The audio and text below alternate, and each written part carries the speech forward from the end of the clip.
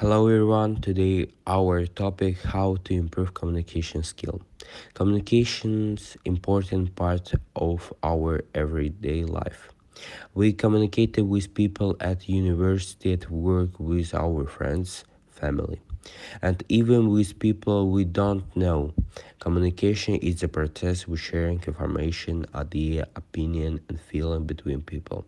However, communication is not only about speaking. It also includes listening, body language, facial expression, and eye contact and tone of voice. Effective communication means that people can understand each other clear and respectful.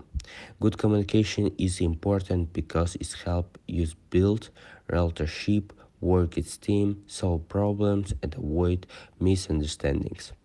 Poor communication can have the opposite effect. It can create confusion, stress, arguments, and conflicts. There are several psychological principles that can help people communicate more effectively. Today I will focus on three important ones: active listening, empathy, and constructive feedback.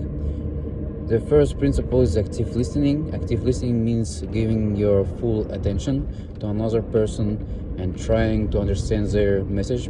It is different from simply hearing someone. When we actively listen, we look at the person, avoid interpreting, and think about they are saying. We can also ask questions to make sure that we understand correctly. For example, if our classmate says, "I had a problem with my part of the project," we should know immediately give criticism. We can ask what happening or how can I help. The second principle is empathy. Empathy means trying to understand another person's feeling, thoughts, and point of view. Every person can see the same situation differently. For example, if a student does not complete their part of a project, we might think they are irresponsible. However, maybe they misunderstood the task had another problem. Empathy does not mean that we always agree with another person. It means that we try to understand them before adopting them. The third principle is constructive feedback. Constructive feedback focus on behavior specific problem instead of attacking someone's personality.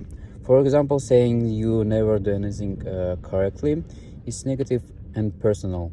A better option is this part of the project is now finished yet. What can we do to complete it? The second sentence is more respectful and focus on finding a solution. These three principles, active listening, empathy, and constructive feedback, can make communicate clear, reduce tension, and help people solve conflicts more effectively.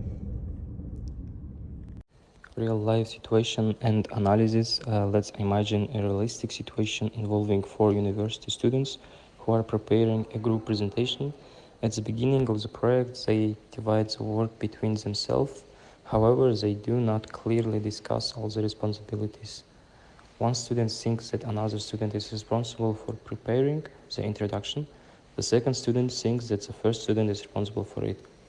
Few days later, they discover that nobody has prepared the introduction. The first student becomes angry and says, "Why didn't you do your part? We are running out of time." The second student's answer, "I told you were doing it. You never told me clearly that it was my responsibility." Then the first student says, "You never listen. I always have to remind you about everything." The second student becomes defensive and says, "Stop blaming me. You should communicate better." Now a simple problem has become a conflict. There are several communication barriers here. First, there is unclear communication. The students did not clearly define their responsibilities. Second, there is poor listening. Instead of listening to each other, both students immediately try to defend themselves. Third, there is blaming. Words like "you never listen" and "you always do this" make the other person feel attacked. Another important factor is body language. If someone crosses their arms, avoids eye contact, raises their voice, or uses an aggressive facial expression, the other person may feel uncomfortable or threatened. The biggest problem is that the students focus on finding someone to blame instead of finding a solution. A better response will be to stay calm and say, I think there was a misunderstanding. Let's check our responsibilities and decide what needs to be done. This type of communication changes the situation from a conflict into a problem-solving discussion. Based on this situation, we can give 3 practical recommendations for improving communication skills. The first recommendation is listen before responding. When someone is speaking, we should give them time to explain their opinion. We should not interrupt or immediately prepare an angry response. We can ask questions such as, what do you mean? Or can you explain the situation? This helps us avoid making incorrect assumptions. The second recommendation is use clear and responsible language. When working in a team, everyone should clearly understand their responsibilities and deadlines. It's also important to avoid personal attacks. Instead of saying you are lazy, we can say this task is not finished yet. Can we discuss how to complete it? This small change can make communication much more positive. The third recommendation is focused on solution, not winning the argument.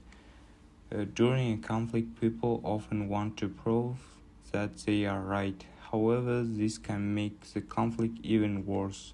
Instead, we should ask, what we do solve this problem?